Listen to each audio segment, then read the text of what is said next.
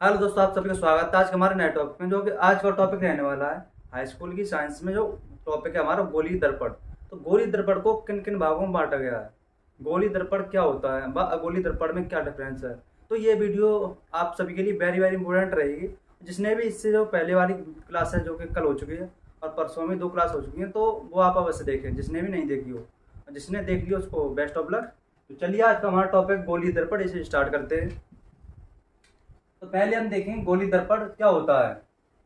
गोली दर्पण क्या होता है, तो गोली दर्पण की डेफिनेशन आपसे कभी नहीं पूछेगा, लेकिन आपको पता होना चाहिए वे दर्पण जिनका परावर्तक पृष्ठ कैसा होता है, गोलीय होता है। कैसा होता है, गोलीय होता है।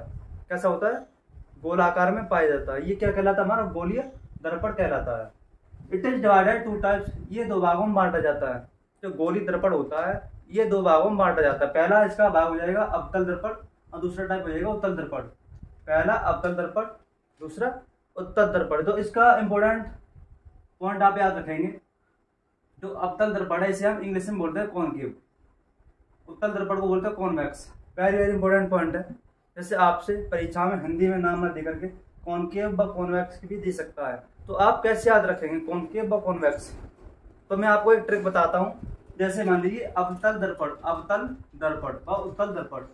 अवतल में और उत्तल में, अवतल में अक्षर ज्यादा है। कितने अक्षर हैं, 1 2 3 4 अक्षर हैं। इसी प्रकार उत्तल में कितने अक्षर हैं, 1 2 3 और आधा है ता। तो उत्तल में थोड़े से कम अक्षर हैं। इसी प्रकार इंग्लिश में गिनिए आप 1 2 3 4 5 6 7, और इसमें गिनिए 1 2 3 4 5 6। तो इसी प्रकार आप, इसका जो ट्रिक है हमारी, जिसमें अक्षर ज्यादा होंगे इंग्लिश की मीनिंग में, वो अवतल में होगा। क्योंकि अवतल में भी क्या होते हैं, अक्षर ज्यादा होते हैं। उत्तल में कम होते हैं, उत्तल में कॉन्वेक्स में भी क्या होंगे, अक्षर कम होंगे। तो इस प्रकार कॉनकेव हो जाएगा अवतल के लिए, कॉन्वेक्स हो जाएगा उत्तल के लिए। तो इसे हम अभिसारी लेंस भी बोलते हैं, सॉरी अभिसारी दर्पण भी बोलते हैं। तो इसे हम अभिसारी दर्पण भी बोलते हैं अवतल दर्पण को, क्योंकि ये क्या करता है, जो हमारा प्रकाश की किरणें होती हैं क्या करता है, इसे फैलाता है। तो इसीलिए हम क्या बोलते हैं, अभिसारी दर्पण बोलते हैं। अभिसारी में होता है अपसारित करना, मतलब फैलाना। तो अपसारी दर्पण किसे बोलते हैं, अवतल दर्पण कहते हैं। उत्तल दर्पण का दूसरा नाम होता है अपसारी। अब का मतलब होता है जो प्रकाश की किरणें होती हैं उन्हें आपस में मिलाना, आपस में इकट्ठा करना। तो इसीलिए उत्तल दर्पण को हम बोलते हैं अपसारी। अपसारी का मतलब आपस में इकट्ठा करना। तो ये क्या कहलाएगा, उत्तल दर्पण कहलाएगा। आगे देखते हैं अवतल दर्पण व उत्तल दर्पण। तो मुझे लगता है आपने गोली दर्पण समझ चुके होंगे। तो अब देखते हैं उत्तल दर्पण और अवतल दर्पण में क्या अंतर होता है। तो ये है हमारा अवतल दर्पण। तो ये अंदर की ओर दबा हुआ होता है। कैसे आप याद रखेंगे, जो अवतल दर्पण होता है ये कैसा होता है, अंदर की ओर दबा हुआ होता है। जैसे मान लीजिए, एक मिनट, जैसे मान लीजिए ऐसे होता है, ऐसे, ये क्या हो गया, अवतल दर्पण हो गया। उत्तल कैसा होता है, उत्तल होता है ऐसा। उत्तल कैसा होता है, ऐसा होता है।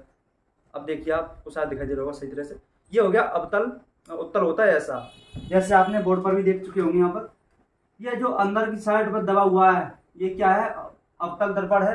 और जो बाहर की साइड जो उभरा हुआ है ये क्या है, उत्तल दर्पण है। तो ये किरणों को क्या करेगा, आपस में जोड़ेगा, और ये किरणों को क्या करेगा, आपस में फैलाएगा। तो यही अंतर होता है अवतल दर्पण में और उत्तल दर्पण में। इसीलिए हम उत्तल को क्या बोलते हैं, अपसारी बोलते हैं, और अवतल को बोलते हैं अभिसारी। मुझे लगता है आपको ये समझने में कोई भी दिक्कत नहीं आई होगी। आगे देखते हैं प्रयोग। वेरी वेरी इंपॉर्टेंट पॉइंट है ये वाला।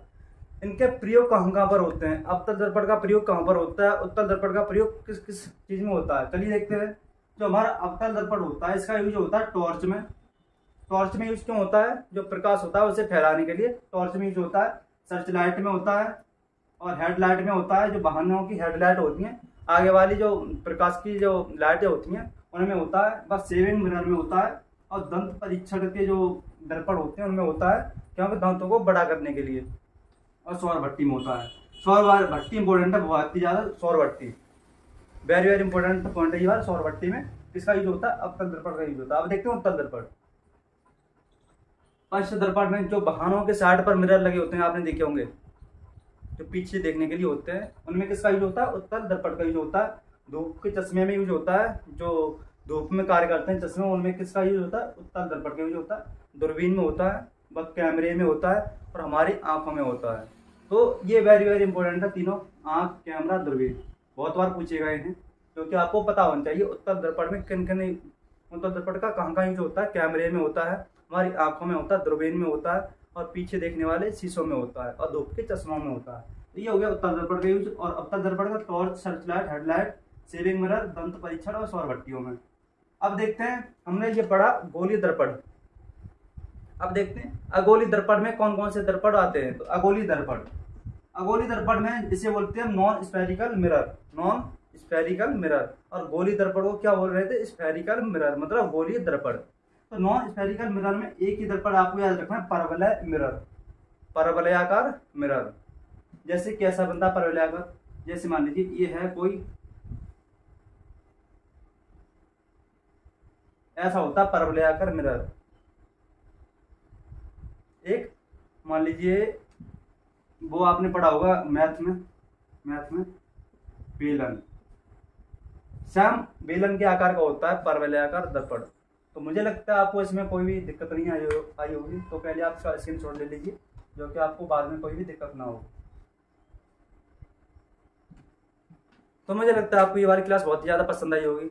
यदि आप ऐसी टॉपिक आगे मुझसे पढ़ना चाहते हैं तो इस वीडियो को लाइक करिए एंड इस चैनल को सब्सक्राइब कर लीजिए। तो चलिए मिलते हैं करने ऐसे नेक्स्ट टॉपिक के साथ। अभी के लिए सभी को जय हिंद, जय भारत।